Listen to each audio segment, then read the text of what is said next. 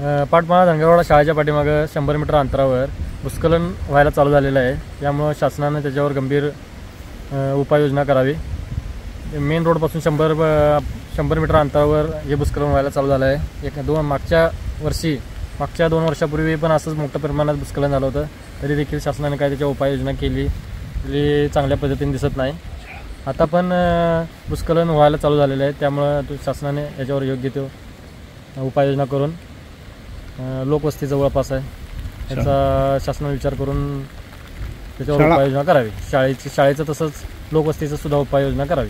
राधानगरीपैकी पाटपणा धनगरवाडा आहे. येथे पाटपणा विद्या मंदिर धनगरवाडा येथे शाळेच्या पाठीमागे 100 मीटर अंतरावर दरड कोसळण्याचे सुरू झाले आहे.